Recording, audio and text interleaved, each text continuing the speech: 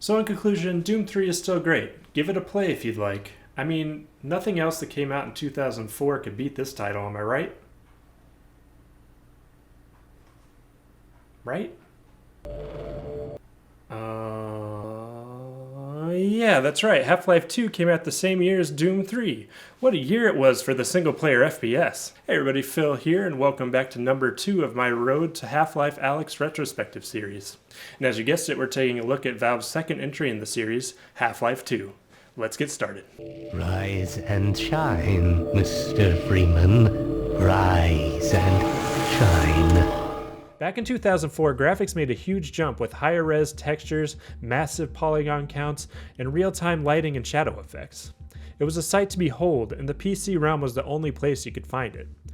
Consoles at the time did not wield the necessary power to push what PC could accomplish, though it didn't stop the Xbox from trying.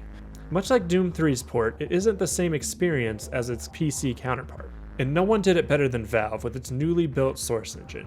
Half-Life 2 had you interact with the environment using physics-based puzzles. The game textures and character design were next to none. I mean, even the facial animations look more natural and expressive than some games today. It was an exciting time for visuals in 3D games, but Valve didn't stop there. They also made a narrative even better than their first game. The right man in the wrong place can make all the difference in the world. So wake up, Mr. Freeman. Wake up and smell the ashes. The game opens with an iconic speech from the G-Man, Gordon's new employer, picking right back up on a train just like before, except it's a much quicker trip this time. Thank God. After the events at the Black Mesa Research Facility that created a portal to the border worlds known as Zen, the Earth had been conquered by a technologically superior multi-dimensional empire known as the Combine. They rule over the Earth as a brutal police state and prevent humans from breeding using a suppression field. Real good dystopian stuff for sure.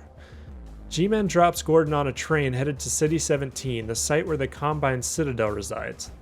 As he disembarks, he learns that a former Black Mesa administrator, Dr. Wallace Breen, is now governing over the city as a puppet for the Combine.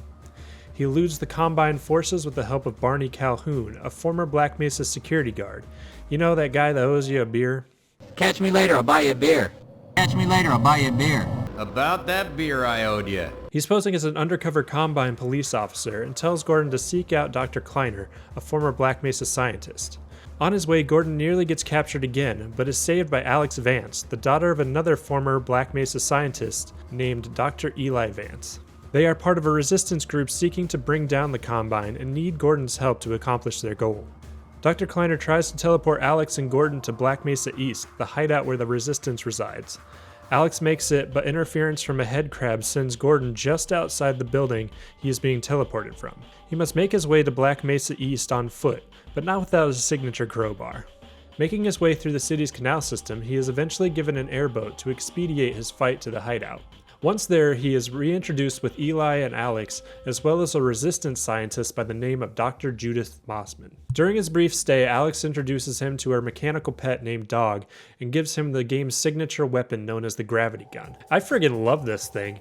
It's more of a tool that doubles as a powerful weapon, and you can get really inventive with how you use it. Unfortunately, Gordon's visit gets cut short when the Combine attack Black Mesa East. They capture Eli and Judith and send them to a Combine prison known as Nova Prospect. Gordon gets separated from Alex again, and he must fight his way through a zombie-infested town named Ravenholm. He gets help by a survivor by the name of Father Gregory, who assists him out of the town. He then runs into a resistance outpost where he is given a dune buggy so he can make his way to Nova Prospect. When he arrives at Nova Prospect, he fights his way through with the help of giant alien ant lions and reunites with Alex, and together they find Eli. They also discover that Mossman is a Combine informant, and before they can stop her, she teleports back to City 17's citadel.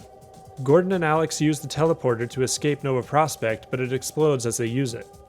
They do manage to teleport back to Dr. Kleiner's lab, but they learn that the teleporter malfunctioned, and a week has passed since they teleported. Since then, the Resistance is fully mobilized against the Combine in battle. During the fight, Alex is captured by the Combine and taken to the Citadel, and Gordon must fight his way into the Citadel with the help of Dog and Barney. Once inside, a Combine confiscation chamber destroys his weapons, but at the same time it supercharges the gravity gun, allowing Gordon to fight his way up the Citadel. He is eventually captured and taken to Dr. Breen's office, where Breen and Mossman are waiting for him, with Eli and Alex in captivity. He then monologues all his plans on further conquering humanity with the Combine. Mossman, now just learning Breen's evil plan, gets angry with Breen and sets Gordon, Alex, and Eli free before he teleports them off-world. Breen tries to escape through a portal, but Gordon destroys the portal reactor with his supercharged gravity gun. Just before the Citadel explodes, the G-Man freezes time, congratulates Gordon on his hard work, and places him back into stasis.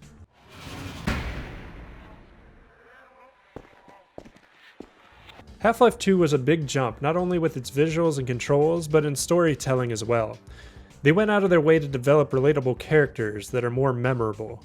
They set you up to clean up the damage caused by the Black Mesa incident that Gordon inadvertently started. They put subtle details in the characters' facial expressions that give them personality, a certain kind of polish that many forget these days.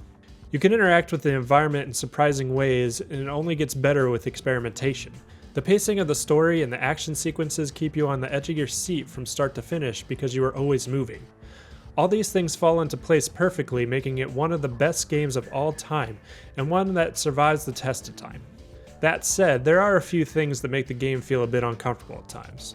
The one I noticed right away are the driving controls. It just feels old, almost like driving a cheap RC car.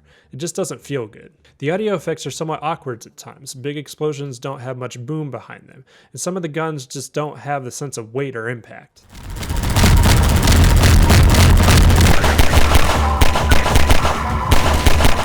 These are mostly just the limitations for the time, but you'll have to deal with them when you revisit the game. Well, there we go, a good look at one of my all-time favorites. I had so much fun revisiting Half-Life 2 again, but this isn't where the story ends.